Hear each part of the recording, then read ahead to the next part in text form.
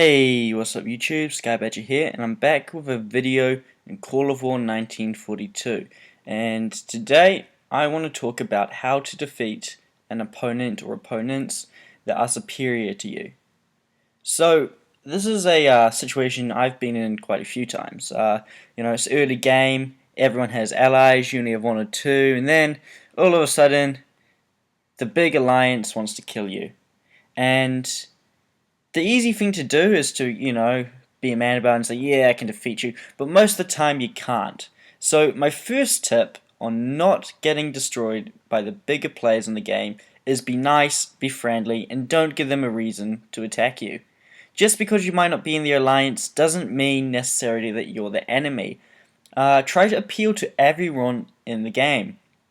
Obviously, at some point, you're going to have to do some backstabbing to, win the game, but that's justifiable. Like, there's been many games where I've had to kill allies, and they've been all good with it. It's come to the point where we've just been like, well, we can't progress unless someone does some backstabbing, and, as long as you do it in that fashion, that you let your allies know, then it's all good to backstab. It's if you do it out of the blue that people don't like you for it. So, that's my first tip. Be friendly with everyone. Have your main core groups of allies that you support and you play with, but don't be afraid to actually be friendly with your opposition.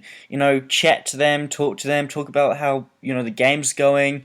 Obviously, don't give them secrets and what you're up to.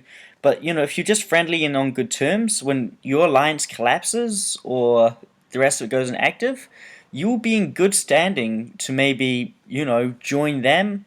And if they're on the verge of killing you, they might even let you hang around in the game and help them out. After all, you're their friend. So that's my first tip on, well, maybe not necessarily beating a superior opponent, but dealing with a superior opponent. Now, when it comes to fighting a force that is superior in size, resources, troops, you really have to be smart about how you play. And by this I mean, if your opposition has more resources, more troops, you can't afford to waste your own. You're already outnumbered. And this is where you really have to be cunning in your defense. The first thing is you can't hold on to territory you don't need.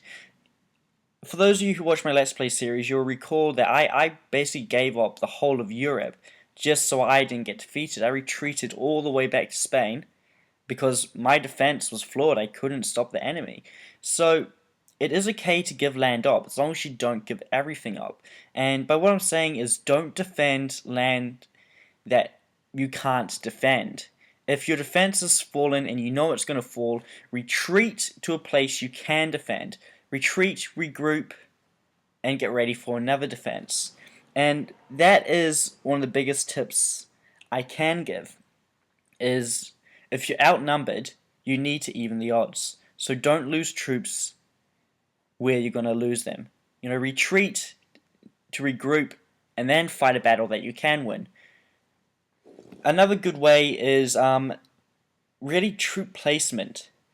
Don't have all your troops along a border that may be with your opponent that's superior to you, because if they have superior troops and superior numbers, all they're going to do is they're just going to send a massive amount of troops along that border. Instead, keep your troops back so you can see where they do attack, and then go into those positions and attack from there. If they send troops forwards from one point to attack a province, if you kill those bunch of troops, you might be able to sneak in and around and counterattack from behind and get in behind them. Because obviously if they send troops forwards and they think they have the advantage, they might not hold anything back. And, keeping moving is another good point. You don't want to, stop moving, especially later game if your opponents have rockets. If your enemy is superior to you, they will just launch rocket after rocket after rocket. And if you're smart enough, you'll do the same. A great defense that I've used in the Let's Play series and probably in the footage that I'm showing in the background now is just throw one or two troops at a larger group, and once that larger group stalled, stop to fight, launch 10 or so rockets. Rockets are cheap, and they're not that hard to maintain or get into position. Just keep them far back. And another thing to do is if you're up against superior opponents, and this is maybe one of my bigger tips, is create water boundaries. choose where you start the game wisely, because this is where you're going to have to play, the end of the game. Someone posted a comment on my Let's Play series saying, why the hell did you spend, 15 minutes choosing a country? That's because you're going to be there for the whole game. So even before you start the game, look at the map and think, where do I actually want to play? If you have the option, of course. Asia's no good. It's too much land. You can't create water boundaries. North America is okay, but there are quite a few countries there too. A lot of land. Europe is obviously connected to Asia, so that's no. Your best bet is South America or South Africa. They are the best places to play.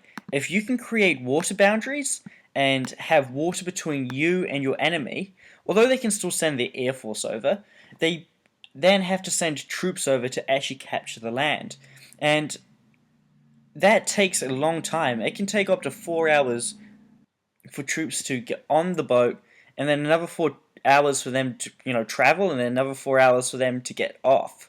So if you keep this in mind, you can really slow down your enemy in just that respect. And that is somewhere where South America is one of the better places to play. Like, if you want to attack relatively quickly with troops, as a surprise, you have to attack from North America. And that's like the only place. And even then, it takes up to 8 hours to get troops across. And in that 8 hours, if you're cunning, you can have rockets launched, you can have bombs in the area, and they won't even be able to touch you. I've played one of my very first world map games, actually, where I came fourth, I think it was.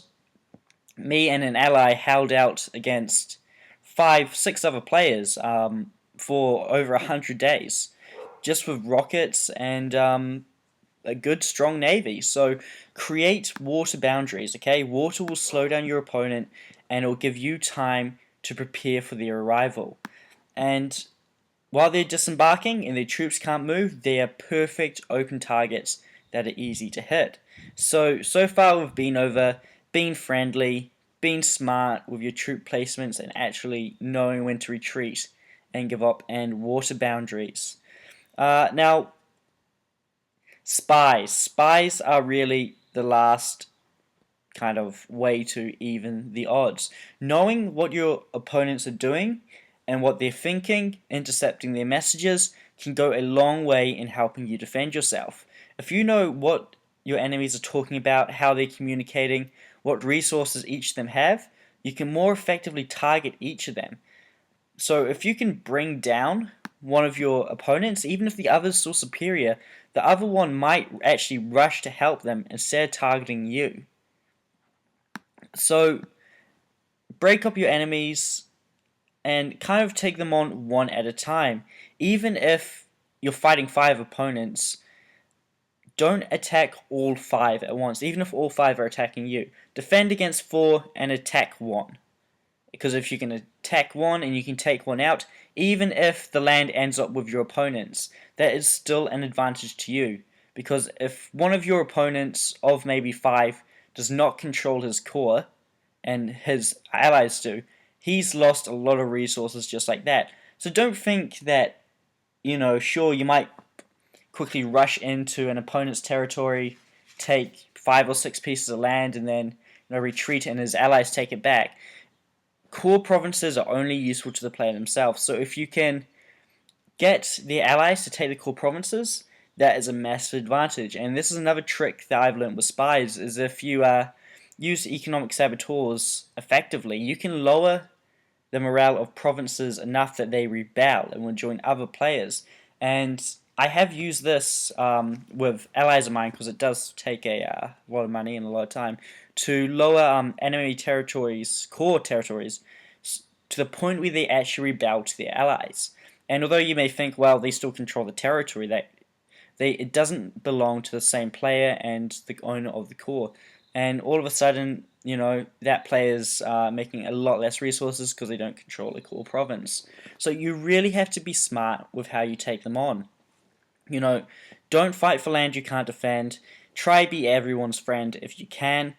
Water boundaries are the best barricades. They buy you so much time, and subs can be a real pain in the ass to spot. So if you have a few subs out there, you can see everything that's coming, and use your spies and take one person on at a time.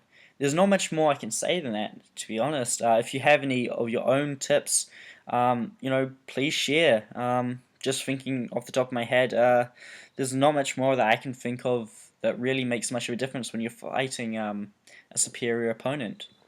So, thank you for watching.